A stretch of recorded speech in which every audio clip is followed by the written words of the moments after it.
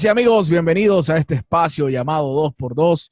Hoy me acompaña un colega, un maestro, un veterano de guerra, uno de esos hombres de que son leyendas, pero al humorista nunca le gusta que le digan leyenda, nunca le gusta que le digan gloria, ni nada de eso. Con ustedes, mi hermano Víctor Reyes. Déjame yo aplaudirme.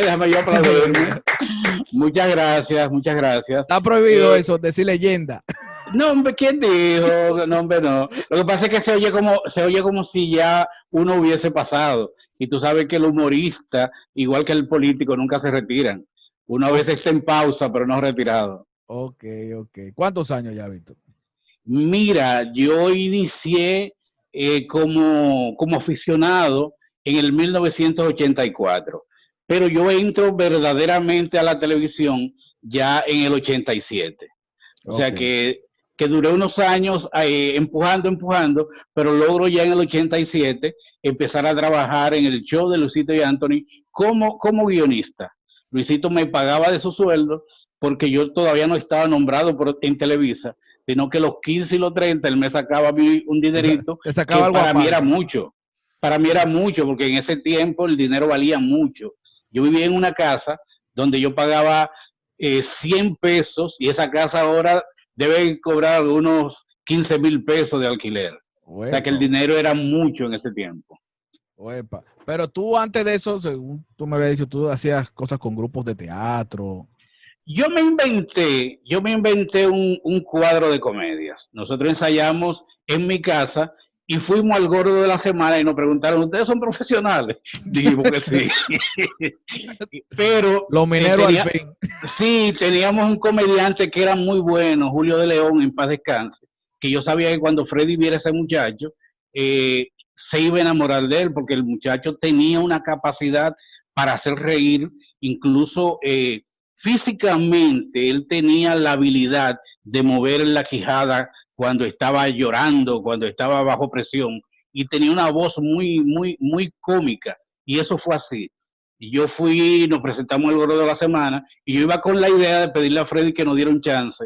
No tuvimos que pedirlo, ahí mismo en el público, o sea, frente a las cámaras, él me llama a mí, que el director que venga, y nos pide que fuéramos al Gordo de la Semana llevando una comedia cada 15 días. Eso fue para nosotros grandísimo, que el maestro Freddy Veragoico nos pidiera a nosotros una comedia para su programa, y eso fue, imagínate tú. Entonces, pero ¿esa comedia la hacían ustedes solos o integraban también a los mismos actores del cuadro de Freddy? No, porque todavía Freddy tenía la comedia gorda, sí. Ahí estaba Nini Germán, y ahí estaba él, pero fuimos nosotros como comediantes a llevar esa comedia. Lógicamente, en la segunda presentación, Freddy me dice, yo quiero que tú me integres en uno de los guiones. Nosotros teníamos ya un guión ensayado, donde yo hacía el papá de una de las muchachas que estaba con nosotros, y entonces ya ese guión lo teníamos ensayado, y cuando yo se lo llevé, era fácil para Freddy, porque esa gente no leía un guión, sino que tú le explicabas una idea. Nosotros sí nos lo aprendimos con pie, tú sabes, pero con Freddy no había que hacer eso. Freddy tú le decías, mira, la idea es esta, tú eres el papá, ella tiene un novio, tú no se lo aceptas, entonces tú entras aquí, y ya eso era fácil, eso era pan comido, eso fue un palo. Nosotros dimos un palo con esa comedia, hasta tal punto que la próxima semana Freddy nos dice, me llaman a mí que ya nosotros íbamos a estar fijos en el Gordo de la Semana. Pero, oh Dios, tú no sabes que el comediante principal no sabía leer correctamente, era un muchacho empírico con poca escuela, y entonces Freddy se da cuenta cuando nos pasa el guión que Julio de León no tenía esa capacidad. Wow. Y así como llegamos, así mismo nos fuimos. Pagó el grupo, pero pagó el grupo entero por él. Sí, porque es que él era la estrella. Ese muchacho era la estrella. Yo era sencillamente que escribía la comedia, pero ese muchacho tenía una capacidad. Luego lo rescata René Fiallo a Julio de León, y luego nosotros lo usamos cuando yo entro ya a la televisión unos años después. Yo lo meto al show de Luisito y Anthony en la selva. En la selva él hacía el papel de Salenco. Ah, ok, él era Salenco. Sí, exacto. Ok, ahora lo identifico, ahora lo identifico. Sí. Vaya, vaya. Pero Víctor, tú con la experiencia que tienes como libretista de televisión, cuando te escucho hablando de la facilidad que tenía Freddy, es la misma facilidad que tienen muchos, que tenía Cuquín, que tenía Ujú. Boruga, los mismos muchachos de Telemicro, de hacer un sketch solamente con mostrar la situación. Eso, Sí. Ujú. eso para muchos, por ejemplo, comediantes que han venido de fuera, cuando llegan aquí, se encuentran con esa realidad y dicen, pero ¿cómo lo hacen?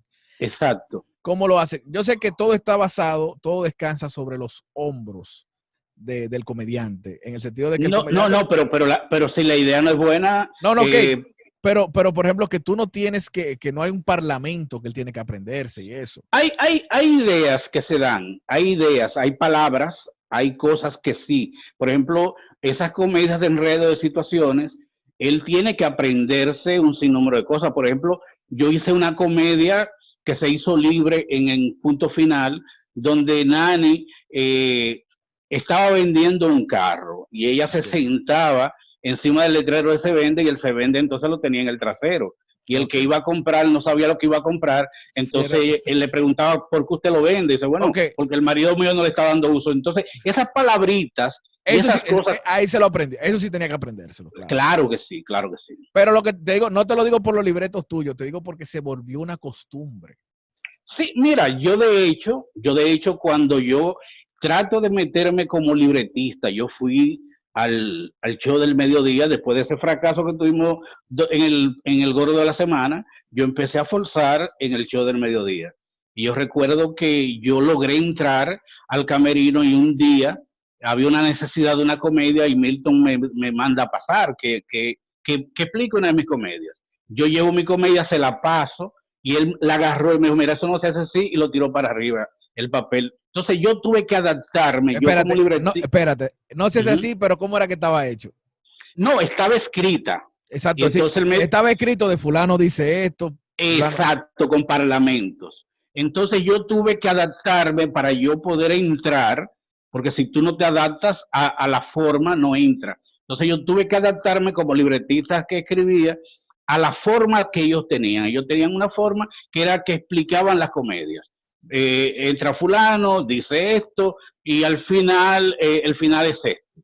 Entonces yo tuve que adaptarme, incluso cuando yo comienzo a trabajar en el Gordo de la Semana, al principio Boruga no quería, porque hubo un momento que ya no se hacía la comedia tal, sino que eran intervenciones, y Boruga llevaba su intervención. Y yo le dije, Boruga, yo creo que yo puedo hacerlo, yo te puedo ayudar. Me dijo, bueno, tráeme una a ver. Y entonces yo lo que hice fue que le cogí el ritmo, porque tú tienes que adaptarte al ritmo. Luego que ya yo entro a trabajar, por ejemplo, en el show del mediodía, y me tocaban algunas comedias, ahí sí yo escribía para Kenny y para mí. El Mentol y la Pólvora era una comedia con parlamentos para nosotros, para los otros no. Ok, claro. Era más la química de ustedes dos, lo que iban a decirse el uno al otro. Exacto, ya estaba preelaborado lo que yo decía y lo que él decía. Claro, yo nunca lo he criticado esa forma, sino que esa forma responde también al hecho de que no es fácil hacer humor diario y en Sí, vivo. Y sí, en vivo. es todos los días, es un monstruo que que nunca se llena.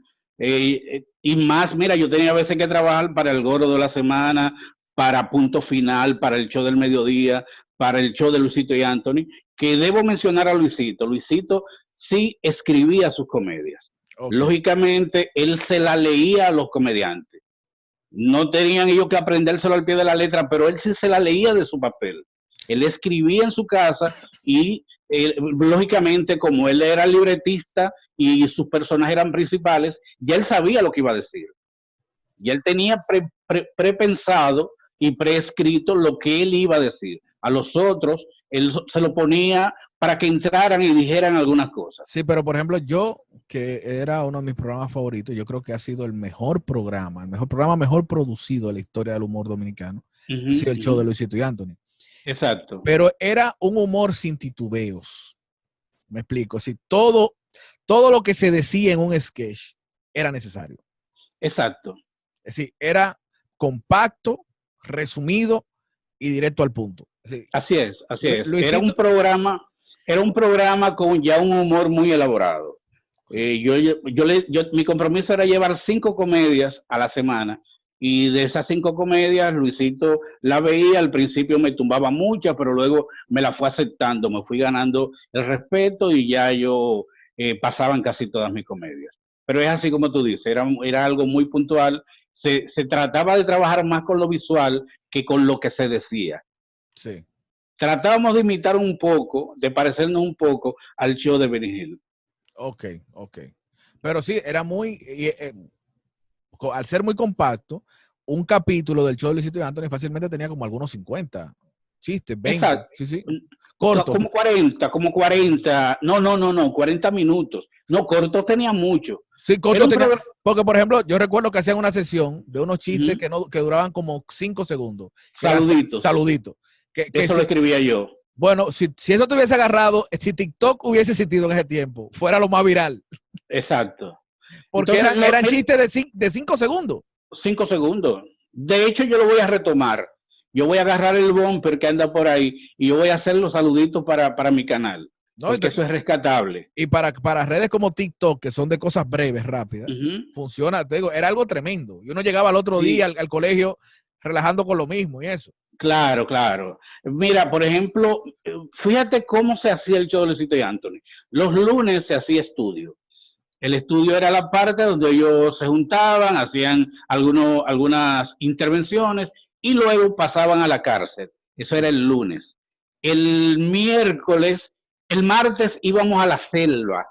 Íbamos a grabar a Boca Chica o al Botánico. En el Botánico, sí. Hay muchas cosas. Y los miércoles o los jueves estábamos metidos en el Hispaniola grabando todos esos cortitos que ya se veían.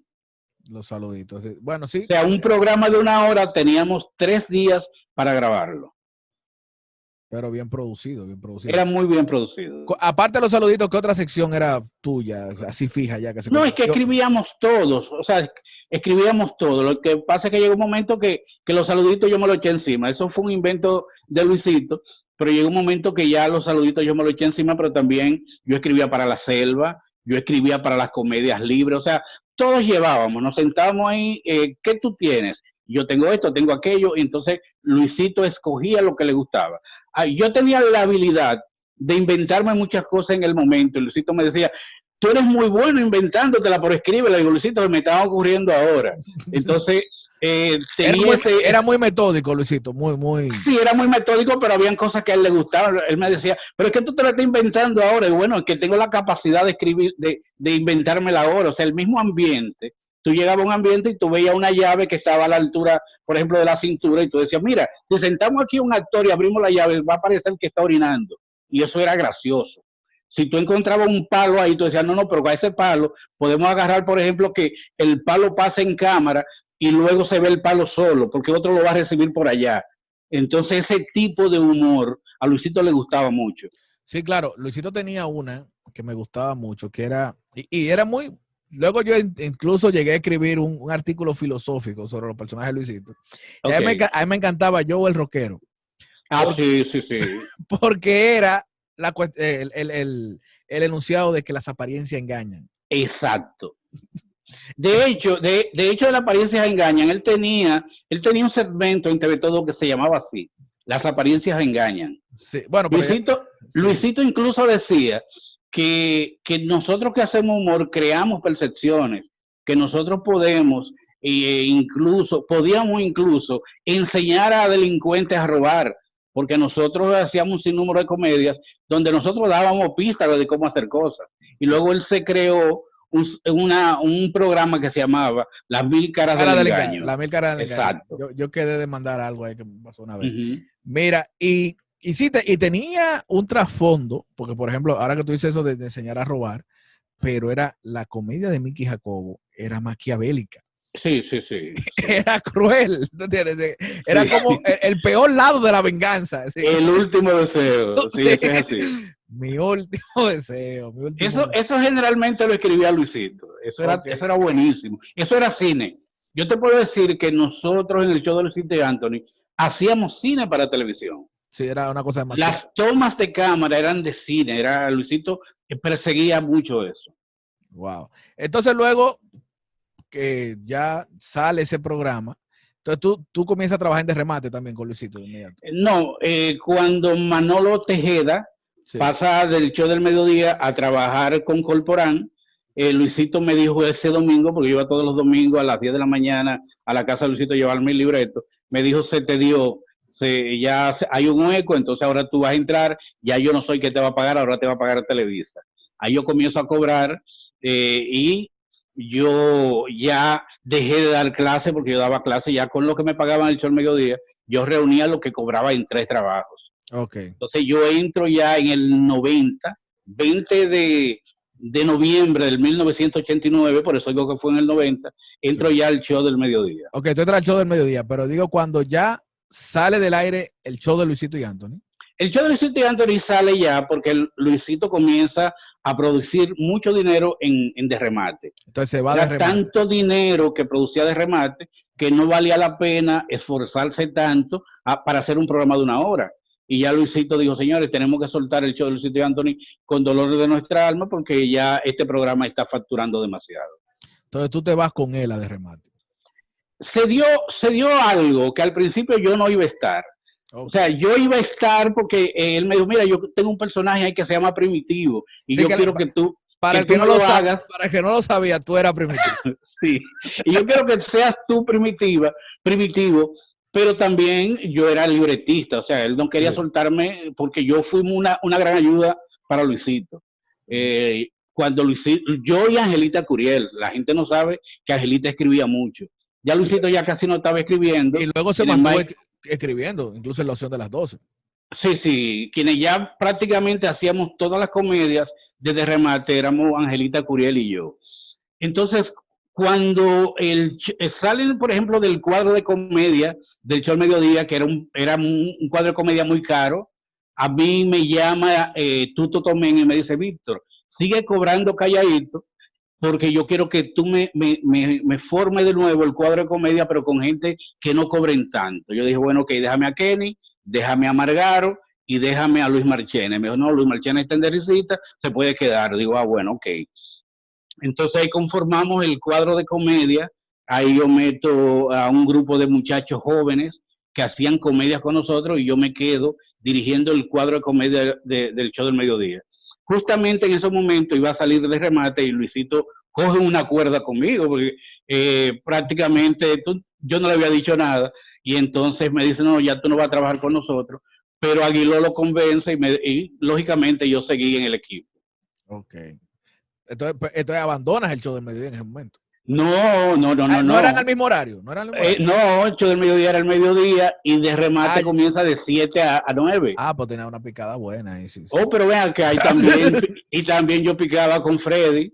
O sea, yo estaba bollante, ganando mucho dinero en ese momento. Cuando, por ejemplo, yo una vez estuve escuchando, leyendo, pues más los grupos WhatsApp, ese debate, de cuando un libretista trabaja en varios programas al mismo tiempo, suele repetirse.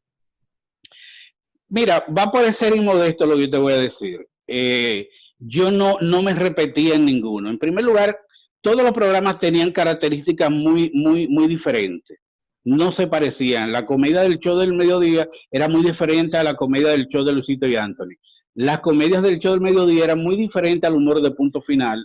Entonces no había forma, no había esquina para que tú te coincidieran en lo mismo. Lo que pasa es que yo tenía la habilidad de producir mucho humor. Gracias a Dios, tú sabes, tenía esa facilidad y yo no me repetía, pero sí hay comediantes que se repiten mucho. Libretistas, tú ves, por ejemplo, libretistas que escriben para demasiados programas y tú dices, pero ¿y cómo es que lo hacen? Eso no puede ser. Es difícil. Eso es difícil. Es difícil, te digo. Pero yo tuve un tiempo donde yo trabajaba para El Pie Derecho, que era un programa de radio que fue muy bien guionado. Estaba en el show de Luisito y Anthony, estaba en el show del mediodía, estaba en Punto Final y estaba en El Gordo de la Semana. O sea que yo era el más buscado en ese momento. Si quedaste vivo y no quedarte loco, porque digo, Y estuve en Sabadísimo, ahí conozco yo a Margaro. sí, que Ahí, tú descubriste, bueno, descubrirlo no, pero que lo introdujo a la televisión de la capital, más o menos fuiste tú. no, Margaro pasa a Sabadísimo, que viene de Santiago, José Sí, Guillermo Suet, y ahí Aguiló, se estaban necesitando un libretista y Aguiló me paga su sueldo para que yo fuera el libretista, porque Aguiló no necesitaba económicamente eso, lo que quería era proyectarse. Y no había caramba. dinero para pagarme a mí, me dijo, yo te voy a ceder mi sueldo para que tú trabajes con nosotros. Entonces, Margaro llega un momento que no tiene dónde vivir y yo estaba soltero, vivía con mamá y le di una habitación de mi casa a Margaro. Cuando se van los muchachos de la opción al show del mediodía, Tuto me dijo, mira, yo sé que el campesino vive en tu casa, lo quiero aquí en el show del mediodía, y así él entra al show del mediodía, pero yo también ya le estaba con Freddy. Sí, entonces ahí él hace la dupla con Félix para lo de la tata. Exacto.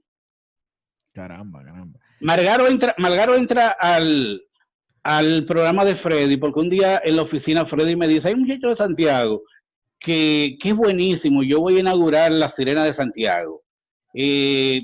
¿Cómo yo lo consigo? Y le dije, pero ese muchacho vive en mi casa. Me dice, ¿cómo va a ser? Y él llama, dame el teléfono de tu casa. Y él llama a mi casa, cuando eso no había celulares. Sí. Y él llama a mi casa y le dice a mamá que le ponga a Margaro. Sí. Y cuando Freddy se le identifica, Margaro le echó una mala palabra. Mire, hijo de su madre, vaya a relajar a otra gente. Es hablador. Cara, pero él sabía que trabajaba con Freddy. Sí, pero ¿cómo le iba a creer que Freddy que lo iba a llamar personalmente? Eso no se lo creía nadie. Ay. Y Freddy era así, Freddy era muy sí, particular. Sí, no, si Freddy era, bueno, él lo llamó porque ya no tenía tiempo, fácilmente Freddy se le apareció en tu casa. Así de la forma Freddy era el tipo que tú estabas en una comedia al lado de él, te agarraba el culo, ay perdón, para sacarte de vaina. Sí, Freddy era muy él, Freddy era un tipo con una energía muy fuerte. Yo sentía que trabajar al lado de Freddy era tu sentir luz. Y te lo digo honestamente, era como un ser de luz. Tú has trabajado, bueno, la pregunta sería, de la historia, esa historia de los 80 para acá, ¿con quién tú no has trabajado? Yo no he trabajado con Roberto Salcedo, no trabajé con Pololo, no trabajé, pero después yo trabajo con todo el mundo. Yo trabajé con Jochi Santos en el show de la noche, Jochi Santos y Jote Eduardo. También trabajé en Sabadísimo. Esa yo no me la sabía, la de Jochi, ¿no? Sí, sí. Yo en un momento determinado también a mí me cancelan por cuerda. Freddy coge una cuerda conmigo y me cancela de con Freddy Milagro. Y saliendo de Telecentro me manda a buscar Pinky y entonces me rescatan y me invitan en Sabadísimo, en Divertido. Yo trabajé un tiempo para Divertido y también le escribía algunos segmentos para el programa de radio. A Jochi le gustó algo que se llamaba la clase de italiano y él llevaba un italiano y me dice, Víctor, escríbeme eso, y me pagaba un dinerito que me caía muy bien. Sí. Yo quiero pasar al tema del cine. Y con el cine, no sé si podemos contar esta historia, pero yo siempre he contado la parte que a mí me conviene de esa historia. Ok. Que gracias a una película tuya a mí se me abrieron los grandes eventos. Así es. Y mira, hubo un evento que en un momento determinado yo cogí una cuerda y entonces te llamaron a ti, que fue lo que hizo Iván. Ah, sí. Sí, ese también te fue que tú cogiste un pique. Yo cogí un pique porque todo el mundo se mete, o sea, pues gracias.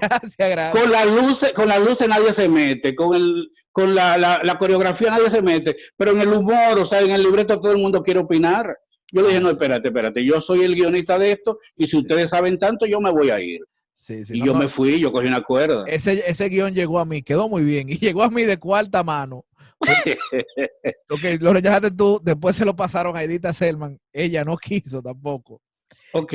No, porque yo sí quería, yo no te voy a decir que no quería, lo que pasa es que yo sentía que me estaban manipulando mucho. Yo recuerdo que el mismo Omar Martín me dijo, bueno, es bueno que tú hagas eso para que te respeten.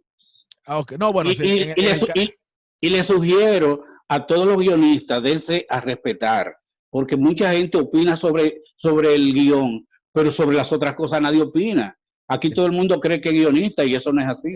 Exacto, tú me acabas es muy buena la acotación que tú haces, porque por ejemplo, A Omar Martín nadie le dice de que esa escenografía no va así. Exacto. Nadie Exacto. o Amable, nadie le dice que no, mire, eso no va así. No, no, no. Ahora, lógicamente, si a mí, por ejemplo, me está contratando Archie López y me hace sugerencia, yo acepto la sugerencia porque él es que me está pagando. Si a mí Iván me hace sugerencia, pero no, ahí estaba opinando hasta el que recogía cable. Yo dije, no, así no, así no. No, entonces cuando yo llegué parece que ya habían aprendido Ah, qué bueno. y me dejaron más tranquilo. Qué Dijeron, bueno. tú eres el que sabe, dale para allá. Ah, qué bueno. Tú eres el que sabe, dale para allá. Pero decía que cuando tú comienzas a hacer cine, tuviste un inconveniente con tu primer guión. Y ahí fue Exacto. que entonces yo comienzo a trabajar contigo en El Soberano. Ok. Sí, yo, por ejemplo, con el Un Lío en Dólares, Sí, yo que fue tu tuve un primera película. inconveniente. Fue Sí, tu primer guión aceptado, pues tú habías escrito antes de eso. sí, sí, yo tengo guiones desde hace mucho, incluso yo soy uno de los que primero le pongo a Luisito en la cabeza que hiciéramos cine. Yo le decía a Luisito, pero eso que nosotros estamos haciendo, eso es humor de cine. Vamos a tratar de hacer una película con el concepto del show de Luisito y Anthony, quizás para televisión, pero una película. Incluso yo hice algo que tenía mucho que ver con Balbuena, cuando la crisis del 90 yo hice algo donde Balbuena iba a comprar gasolina y llegando a la fila se acababa la gasolina y él tiraba y entonces una gente que estaban ahí que lo veían incómodo, lo enamoraban, le decían, mira, nosotros no vamos yo, la que sí o qué, y pasaban un sinnúmero de cosas. Y yo le meto a Luisito en la cabeza eso. Lógicamente, a veces cuando tú estás muy cerca de alguien, no te oyen, pero sí entonces en un momento determinado, Ángel Muñiz enamora a Luisito y le plantea la idea de Nueva York y sí se hizo cine. No, Y yo era uno de los que vivía diciendo a Luisito que podíamos hacer cine. y con el tema de la selva, ustedes llegaron a hacer cosas que eran como series prácticamente. Exacto, exacto. Vuelvo y te digo, yo tengo guiones escritos desde hace casi 30 años para cine. Yo tengo ahí una película escrita que fue mi primera y no es comedia, y la tengo ahí que si en un momento determinado yo la puedo hacer. La de la funeraria, la de la funeraria. No, no, esa sí, esa es comedia. Ok. Esa es comedia, pero yo tengo un guión primero antes de Un Lío en Dólares, porque Un Lío en Dólares yo la escribí para dirigirla. El indio la agarró y después no la quiso soltar. La agarró, pero bien. Pero bien agarrada. Al final nos pusimos de acuerdo y bueno, la película ya dejó sus beneficios. Pero pasó, por ejemplo, mira que a Woody Allen le pasó así. Woody Allen hace su primer guión y lo dirige otra persona. Y cuando él ve el resultado en pantalla, él dijo, yo no vuelvo a escribir si yo no dirijo. Exacto. ¿Te pasó ese sentimiento con Un Lío en Dólares? Sí, porque no fue la película que yo escribí. Yo hice una película más visual y al final ellos terminaron haciéndolo mucho más de diálogo, más de lo que la gente decía. Yo hice una película donde yo quería que se hiciera todo dentro de un edificio. Hay una película que quizás tú la has visto, que es de una mujer que se encierra con su hija, que se meten unos ladrones y ella lo ve por cámaras. Sí, sí. Entonces yo quería imitar, con Jodie Foster, creo que sí. Exacto, yo quería imitar esa mecánica, hacer una película barata dentro de un solo edificio, donde solamente llegáramos a Nueva York, nos metiéramos en ese edificio y que no saliera más. No, él lo puso, que la gente entraba, la gente salía. Yo quería hacer algo más artístico. Lógicamente al final había que dejarlo porque era su película. Era ya él estaba invirtiendo, pero yo quería hacer una película totalmente diferente, donde el tipo se escondiera en plafones, donde el tipo no lo encontraran. Ok. Entonces, ahí, te digo, te da ese sentimiento y bueno, luego tú hiciste tu propia película, que fue Goodbye Sí, New York. pero luego de no tener ese encontronazo, viene lo que fue Tubérculo Gourmet. Que ahí te sentiste cómodo. Sí, muy valorado. Archie López agarró todo lo que yo puse y dimos un palo porque esa película no tuvo desperdicio. Todavía yo la veo como televidente y yo me río porque es una película que tiene demasiado humor. Yo traté a Tubérculo como una caricatura y para mí fue un gran reto porque yo decía al principio, pero una película con Tubérculo, cuando Raymond me dice, hazme una propuesta. porque Tubérculo, si tú te pones a ver, era un personaje plano que no tenía movimiento. Tubérculo se para frente a un escenario. Tubérculo para mí es un personaje, un monólogo de stand-up. Sí, Exacto.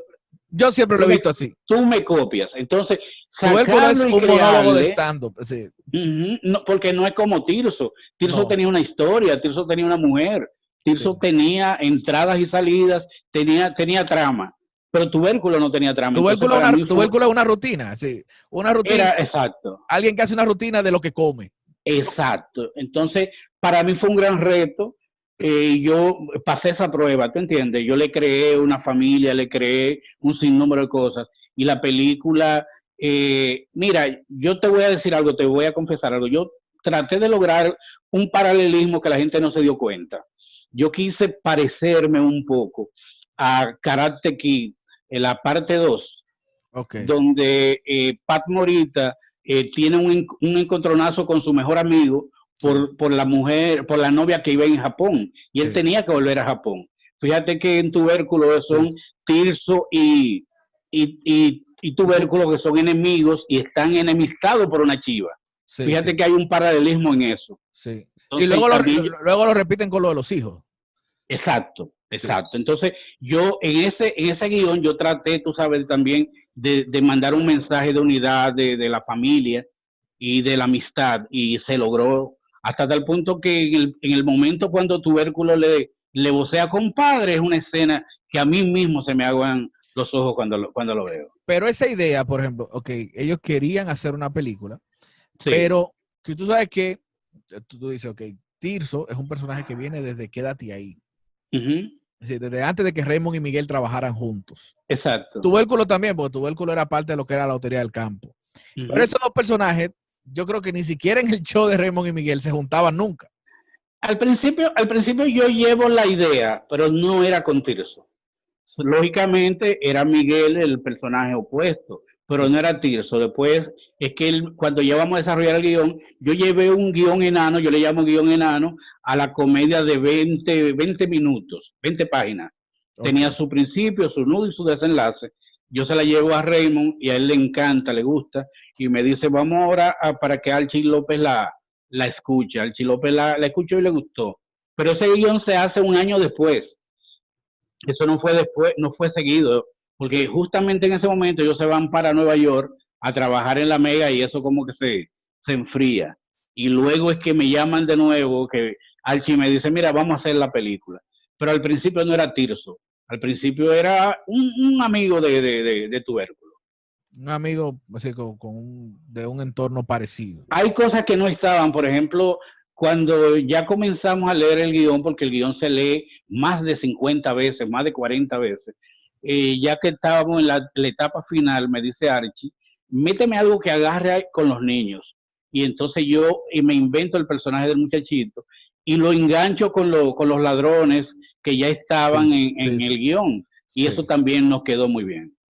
Ah, ok. Entonces ese niño sale a última hora, el niño que... En el guión, sale en el guión a última hora. Pero fíjate que es un personaje principal dentro de la película. Sí. Y eso pasa mucho en muchas cosas. Por ejemplo, yo tenía una comedia que se llama Ladrón de Placeres. Y cuando se pega... Tú lo hiciste en teatro esa, yo creo. Sí, cuando se pega Zoilo, que fue también una idea mía, cuando se pega Zoilo, que fue...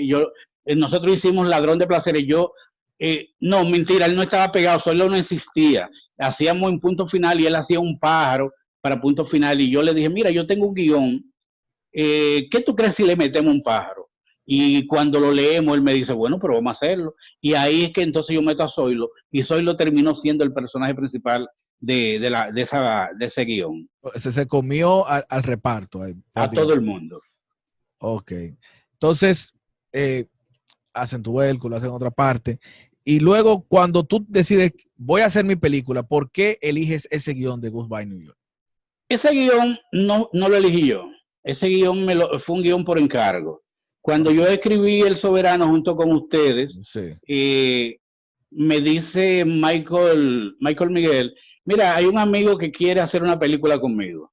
Me lo presenta, me pagan un dinerito, yo hago el guión. Al final, como al año, me dicen, ya Michael no quiere hacer la película, ¿con quién la hacemos? yo dije, bueno, vamos entonces a meter a Correa y vamos a rehacer el guión, que en vez de ser el personaje de Michael, vamos entonces a ponerle otros ingredientes. Ahí entonces las reescribo y ahí sí ya meto a Correa, meto a Massa, a Maceta. Maceta se nos muere, entonces cambio y meto entonces a Héctor Sierra. El asunto es que esa comedia no era yo que la iba a dirigir. Lo que pasa es que el productor no era dominicano y no tenía el título de director y me dijo, ¿tú te atreves a dirigirla? Yo le dije, sí, está bien. Le puse un sinnúmero de elementos para hacerla más cómica, elementos que no pudieron luego ponerse porque no había presupuesto. Pero yo me siento bien con lo que se logró. Una película con tan bajo presupuesto y lograr contar una historia que no estaba todavía terminada, porque no se logró terminar. Y yo con el conocimiento que yo tengo de televisión, logré con algunas artimañas crear la historia de forma tal que parece que la película estaba totalmente terminada. No, pensaba, como yo te vi interactué mucho contigo en ese tiempo que estabas en el rodaje, te veía involucrado en todo. Yo juraba que la película era algo tuyo, de producción tuya. No, ese dinero no era mío, a mí me pagaron dinero para hacerla. Yo sí cogí mucha cuerda. Yo te digo... yo me involucro tanto que yo me enamoro, tú sabes, donde mi nombre está metido, yo quiero que las cosas sean al pie de la letra. Por ejemplo, cuando yo hacía shows en grande para Nightclub, yo ensayaba. Yo recuerdo que los comediantes que estaban conmigo decían, Víctor, pero ¿tú crees que esto es una película? No. Yo me meto una semana antes a ensayar por dónde es que va a entrar los personajes, por dónde es que vamos a salir. Yo creo que ustedes vieron un show que yo hice para el Mauna Loa. En el Mauna Loa, sí, fue y tú veías cómo yo jugaba con la pantalla y hacía todo ese número, esas cosas, porque eso se ensaya, y eso yo lo aprendí con Luisito. Finalmente, Víctor, hay algo que un aporte que tú has hecho, que eso es bueno, siempre que alguien tiene cierto experticio en algo, enseñarlo es muy bueno. Pero quiero hacerte la pregunta porque muchas veces yo te he dicho y a otras personas le he dicho que para mí, yo sí algún día aspiro a escribir películas, pero todavía lo veo como algo muy, que yo le tengo como demasiado respeto. No, ponte para eso, porque tú eres muy bueno escribiendo y aquí hacen falta guionistas. Entonces, pero tú dices, y es la parte que quiero tocar contigo ahora, en este tramo final, de que no es difícil y tú enseñas guión. Mira, a escribir nadie va a enseñar, porque yo a ti no te puedo enseñar cómo escribir. Tú naces con tu talento. Sí. Lo que yo sí te puedo enseñar es técnicas que yo aprendí también, porque yo tuve que ir a un curso en Funglode. Yo pagué un dinero, pero también hice un curso con Guillermo Arriaga, este señor que escribió Amores Perros, que escribió también Babel. Yo pagué por un curso en internet y al final tú te das cuenta que lo que ellos te van a dar es vivencias, pero también hay un sinnúmero de cosas que uno se la sabe, pero no sabe que se la sabe. Okay. Oye lo que te estoy diciendo, que uno se la sabe, pero no sabe que se la sabe, y luego uno la reafirma. Cuando te lo dice, tú dices, ¡ah! Exacto. Porque, era esto, okay. Sí, porque uno lo hace empíricamente. Hay personas que no saben ni siquiera leer y son excelentes decimeros. ¿Cómo lo hacen? No se sabe. Yo no soy decimero, yo no tengo esa capacidad. Y yo he escrito décimas, pero yo tengo que tener una fórmula al lado para yo poder escribir una décima. Sin embargo, hay gente que no sabe ni siquiera escribir y te hacen una décima de su cabeza. Entonces, en el cine, lo que pasa es que el cine tiene un lenguaje universal. Que si tú lo haces a tu manera, es tu manera, entonces no te lo va a entender todo el mundo. Los técnicos no van a saber qué es lo que tú le estás diciendo. Okay. Entonces eso es lo que uno puede enseñar, es el lenguaje universal y luego impartir un sinnúmero de conocimientos, porque uno tiene mucho conocimiento.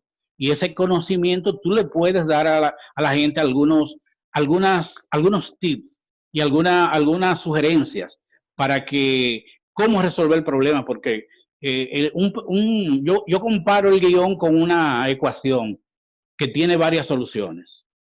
Entonces hay muchos trucos que tenemos los que escribimos. Vuelvo y te digo, esta película, Goodbye Nueva York, salió porque yo tenía trucos de televisión, de cómo remendar.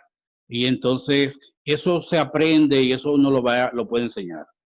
Pero en este tiempo, por ejemplo, ahora en la cuarentena, hay mucha gente que ha aprovechado para dar cursos. ¿Tú estás impartiendo? en este tiempo? Si supiera que no, ahora no, yo estoy esperando, yo sí he dado cursos online, pero yo prefiero más que sea presencial. Pero sí, hay alumnos que están fuera, que se han inscrito, y lo que hago es que le envío el guión, no el video, con las preguntas y todo, porque yo también he hecho cursos online. Pero me voy a poner a eso, porque esto no va a pasar por ahora. No, te digo, y no solo el tema del cine, porque a mí hay jóvenes que me han escrito buscando cómo aprender a escribir para televisión y para radio. Entonces, no sé si está en tus planes también. Bueno, mira, yo acabo de cumplir 60 años, ayer lo cumplí. Felicidades, felicidades. Sí, y quizás ese sea mi rol, hacer una que otra película, porque yo quiero seguir haciendo cine, pero también enseñar, porque en esto también se puede enseñar.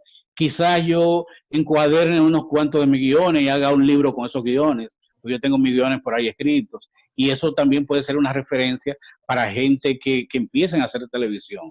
Déjame decirte que nosotros lo que tenemos muchos años, nos hemos encontrado con que los nuevos terminan haciendo cosas que nosotros hicimos, y no es que nos están copiando, sino es que las historias se repiten, y lo mismo que se me ocurrió a mí se le puede ocurrir a otro. Entonces, esos guiones que están ahí pueden ser referencia para gente que vengan. Qué bien, qué bien. Finalmente, porque yo sé que tú dijiste que tienes 60 años, pero tú eres un hombre que en cuanto a tus ideas de trabajo te mantienes joven. Sí, eso es así. Tú tienes tus redes sociales que la Claro. trabajas mucho. Entonces, para que todo aquel que todavía no te sigue, les digas dónde encontrar a Víctor Reyes. En Facebook me pueden encontrar como Víctor Reyes Peña, me pueden encontrar en YouTube, me pueden encontrar como Víctor Reyes Humor o Víctor Reyes. Hay muchos Víctor Reyes, incluso hay uno más famoso que yo por ahí español, que ha hecho muchas películas también. Pero me pueden encontrar como Víctor Reyes Humor, me pueden también encontrar en Instagram como @VíctorReyesP y también en Twitter @VíctorReyesP. Bueno, maestro, muchísimas gracias. Gracias a ti. Gracias a todo el público que nos sigue hasta esta hora, y ya saben, suscribirse, dar like, compartir y unirse a nuestra comunidad de miembros, y hasta el próximo. Y antes que te despida, comienza a escribir para el cine. Vamos a hacerlo. Vuelvo y te digo, yo te lo dije cuando trabajamos en El Soberano, que a mí me encanta la forma de tú escribir. Entonces, tú eres un potencial para hacer buenas películas. Ponte para eso, porque está haciendo falta guionistas. Muchísimas gracias, Víctor. Vamos a hacerlo. Adelante. Hasta la próxima.